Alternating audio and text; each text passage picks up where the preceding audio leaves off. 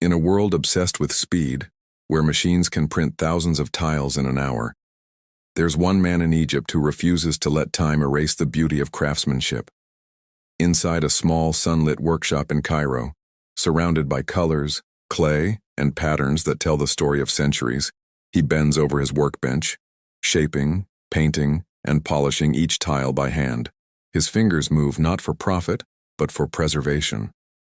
Because for him, every tile is more than just art. It's history, identity, and love for a fading craft. In a time when ancient skills are disappearing faster than ever, this man has become a living bridge between Egypt's glorious past and its uncertain future.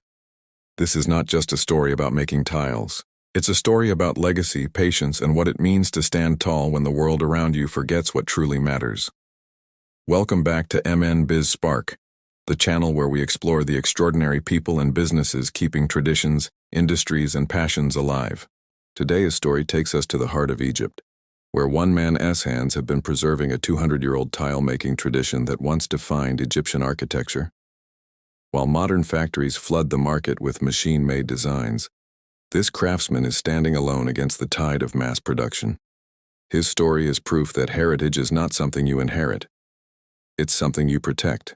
So let's step inside his workshop, feel the rhythm of his craft, and see how one man is keeping Egypt's ancient artistry alive, tile by tile. In the heart of Cairo's old district, where narrow alleys twist between sandstone walls and the scent of dust and paint fills the air, stands a small workshop barely larger than a living room. Its signboard is faded, its walls cracked with time, but inside, something magical happens every single day. Here, amid the chaos of modern Egypt, an old man named Hassan, the last of Egypt's traditional tile makers, begins his morning the same way his father and grandfather did. He opens the shutters to let the sunlight spill across the room, revealing rows of colorful tiles stacked like books of history.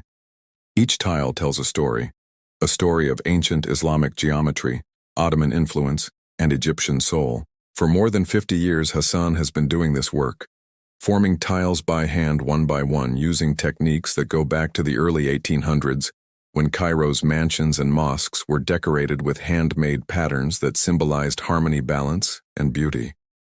He learned the art as a boy, when his father would make him sit by the kiln, watching clay turn from dull brown to shining life.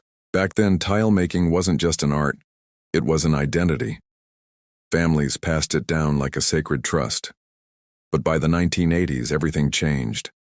Machines arrived. Factories popped up on the outskirts of Cairo, producing cheap tiles in bulk.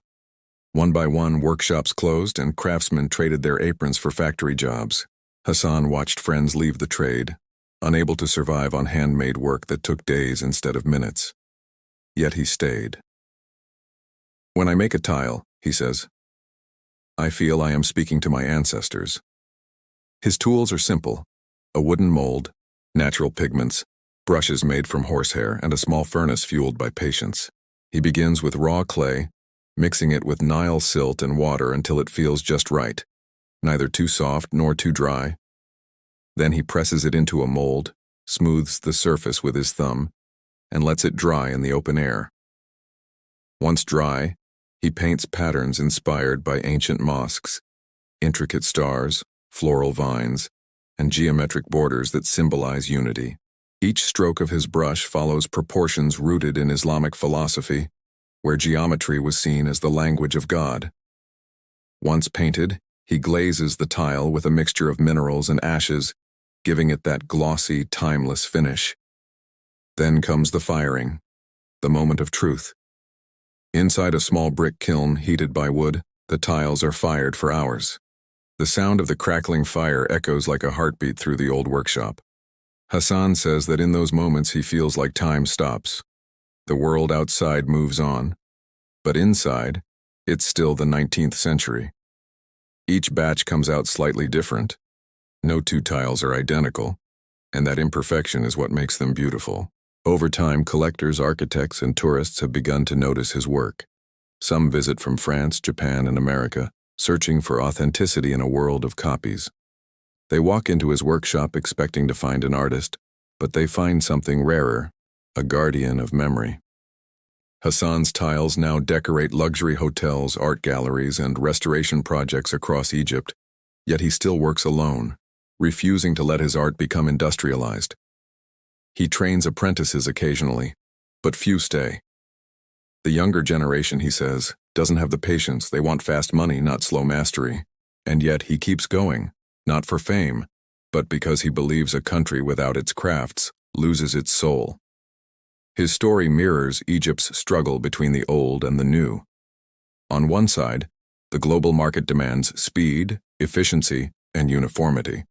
On the other, craftsmen like Hassan remind us that beauty lies in the irregular, the handmade, the human. Watching him work is like watching a dancer move with clay and fire, a rhythm passed down from centuries of artisans who once built the Cairo we admire today. When asked if he's afraid the craft will die with him, he smiles and says, "As long as I am breathing, it lives." That sentence alone defines the spirit of resilience. It's the same spirit that built the pyramids, painted the tombs, and carved the hieroglyphs, a spirit that refuses to vanish. But there's something deeper here, something modern entrepreneurs can learn too. Hassan's story teaches that survival in business is not always about scaling up. Sometimes it's about staying true. In a marketplace filled with replicas, authenticity becomes the rarest product. His tiles are expensive, yes, but buyers don't come for the price. They come for the story, the emotion, the touch of human hands. It's living proof that passion creates value beyond numbers. Every successful brand today, from luxury fashion to handmade chocolate, is rediscovering what Hassan has always known. People don't just buy products, they buy meaning. And meaning takes time. His workshop may be small, but his legacy is global. His art connects past to present, reminding Egyptian and the world that tradition is not a burden, but a compass. Imagine what the world would look like if every craftsman, every business, every creator protected their art the way Hassan protects his tiles. There would be fewer factories, maybe, but far more stories. Hassan's journey also reflects the deeper human truth. That fulfillment comes not from shortcuts, but from devotion. When he finishes a tile, he holds it in the sunlight, turning it gently in his hands, smiling as if greeting an old friend. It's not perfect, but neither is life.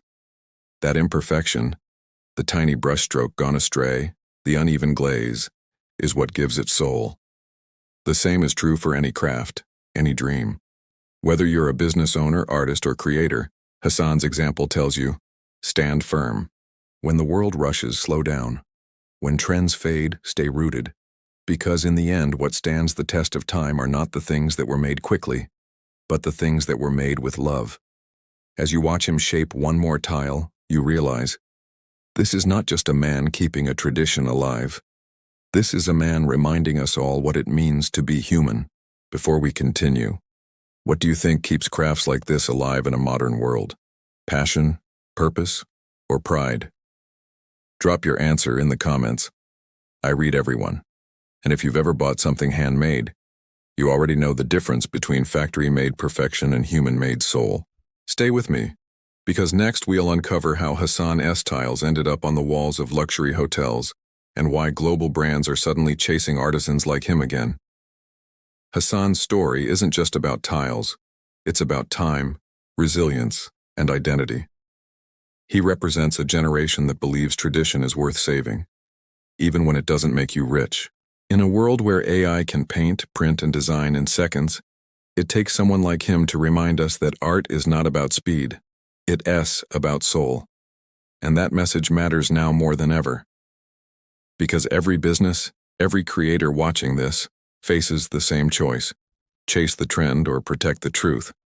The man in Egypt chose the second path, and his legacy will outlast us all. So the next time you see something handmade, remember, behind it is a heartbeat. Behind it is history. If you found this story inspiring, hit that like button, share it with someone who loves real craftsmanship, and subscribe to MN Biz Spark for more powerful business and cultural stories from around the world. Until next time, stay curious, stay passionate, and keep building something that lasts.